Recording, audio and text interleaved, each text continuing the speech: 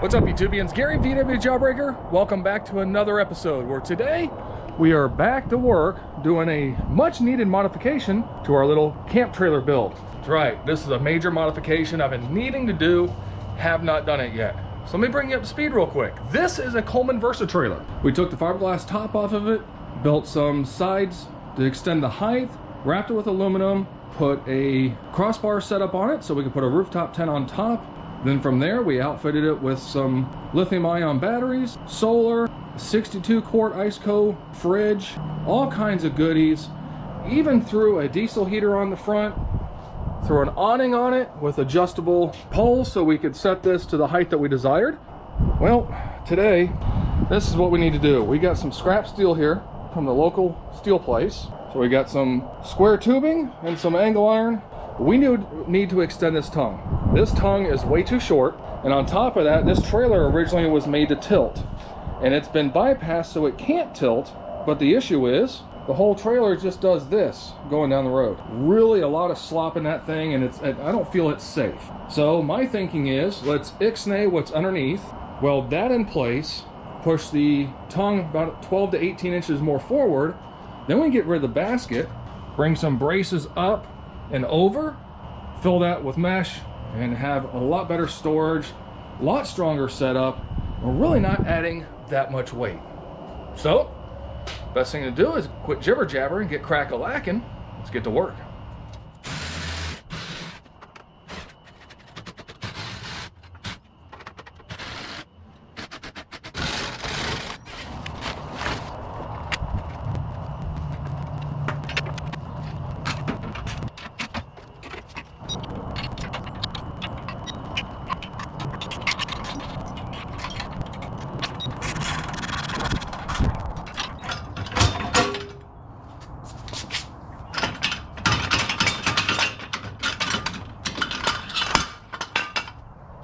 Well, that was not too bad at all. So we got the diesel heater off, we got the jack off, we got the front little basket off, which that's going back to the friend of mine that I got this from. So let's take a peek underneath and see what we're up against now. All right, so if you notice here, there's a pin. As if you notice here, there's a pin that used to go through here, a flat bar that's kind of bolted in place here. What I'm hoping we can do is there's some bolts here.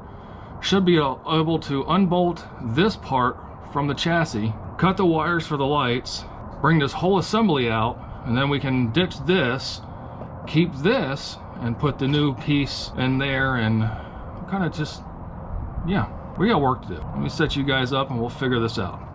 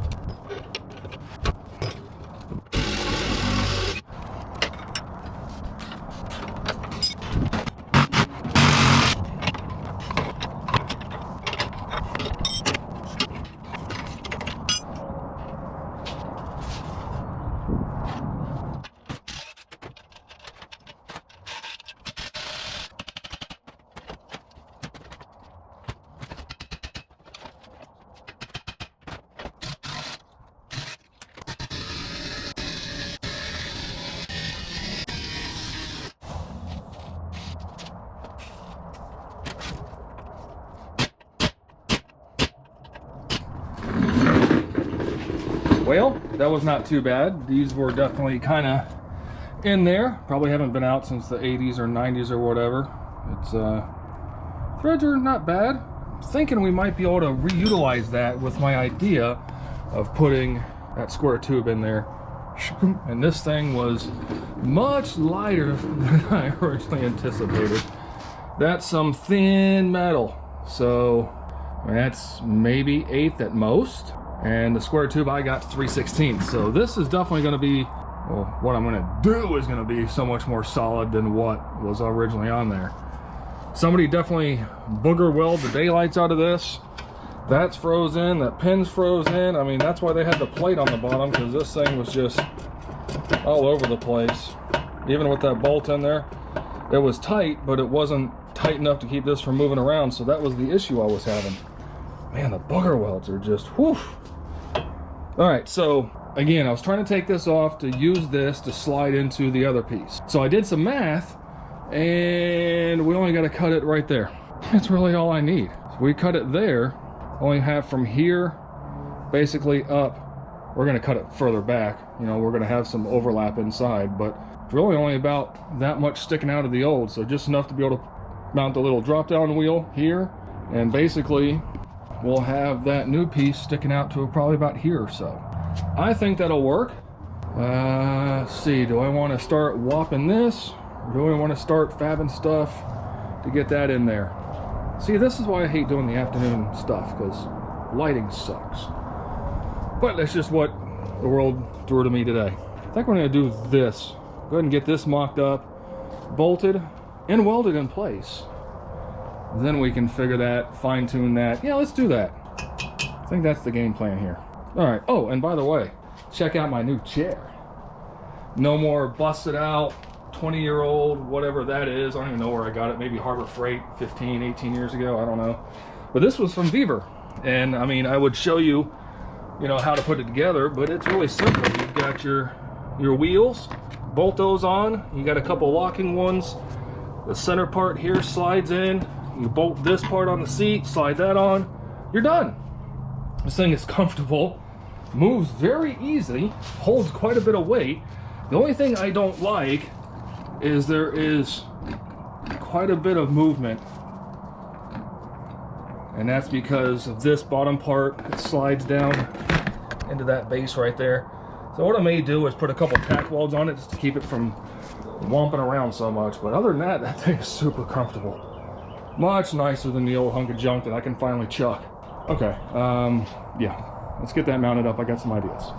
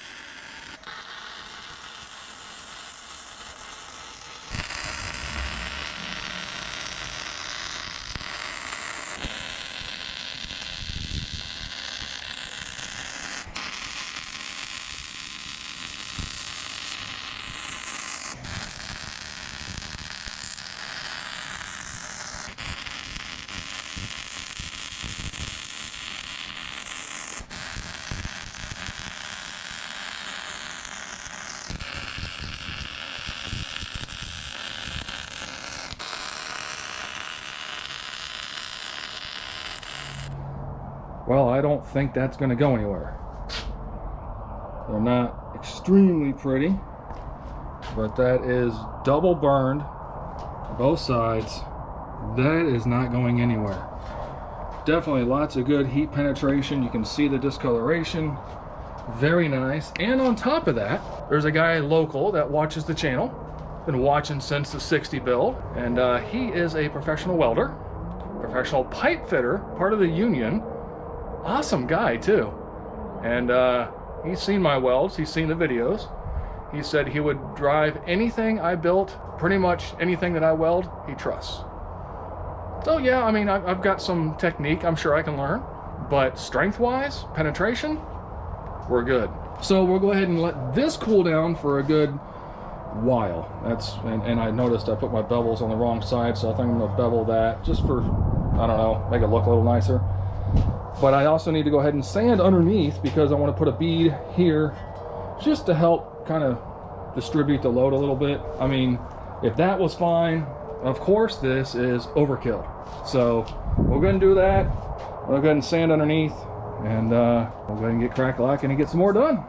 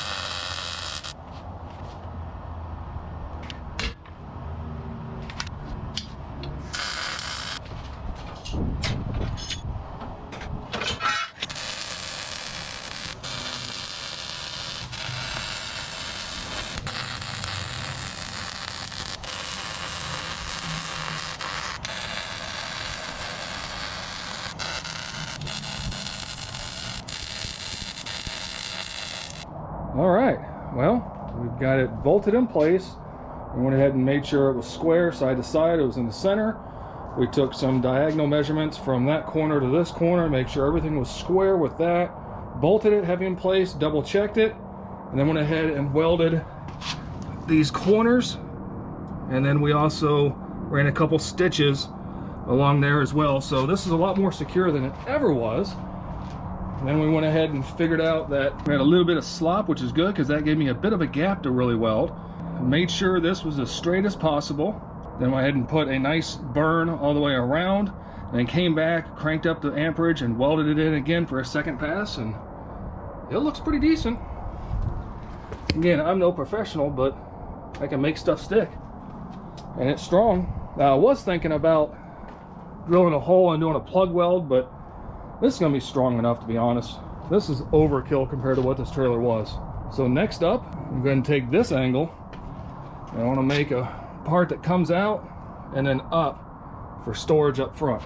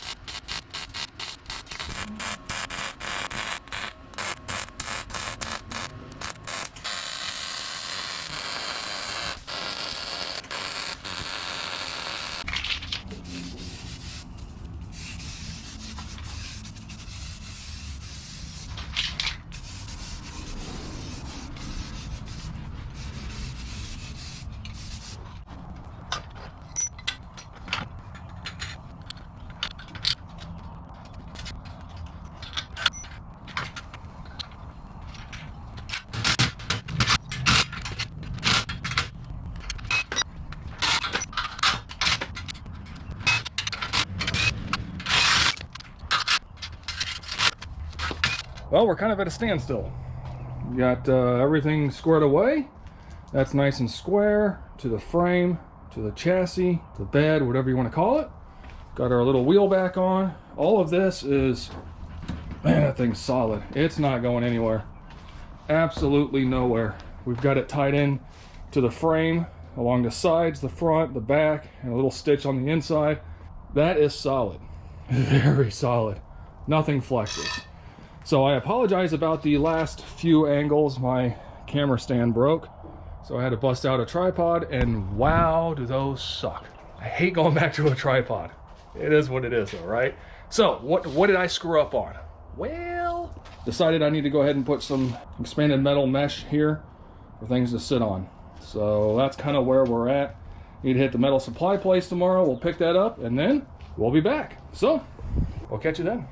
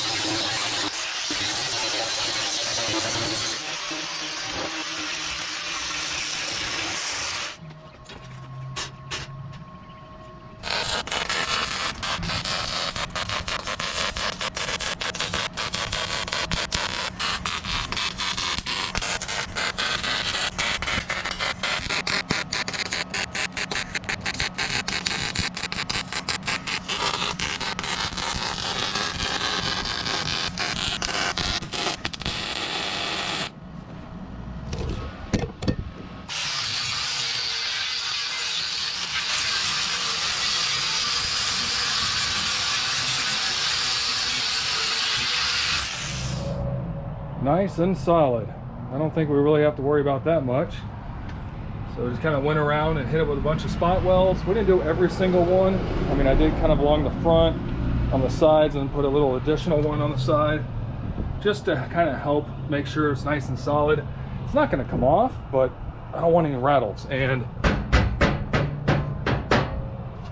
really no rattle. You're just hearing me hit metal. So that's good. That is really good. Now, I gotta figure out what to do with this. Apparently, painter's tape doesn't hold. Yeah. Super glue and painter's tape doesn't work. Metal. Let me get out of the sun. It's getting hot here in Florida, especially in the sun. Metal. If you go to Home Depot, for instance, right?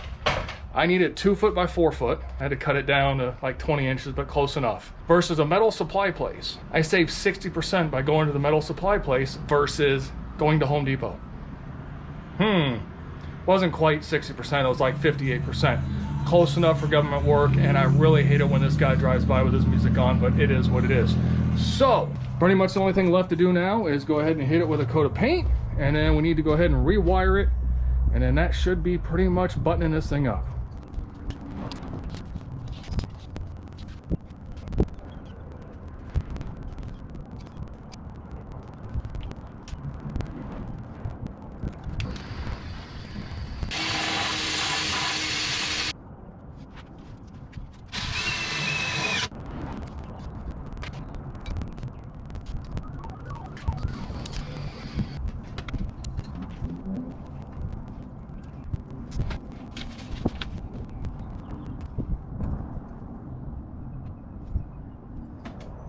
Well, that was pretty easy.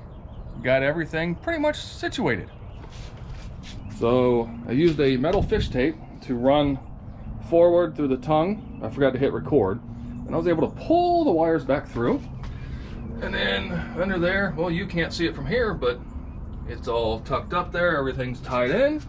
I used weatherproof marine type butt connectors. That way when you seal them back, they got the glue in them to seal it, but there we go. Nice and done. So now we are pretty much ready for the next camping adventure. You know, we can stick the generator on the front, we can stick pretty much whatever we want on the front. Diesel heater, AC unit, I don't know. Got some ideas on that, so make sure you stick around. I'll try to get in here out of the wind.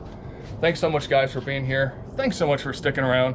Make sure you check out all the links below. Make sure you check out the featured friends below. Give their channel some love too. So, till the next time, be kind and be good.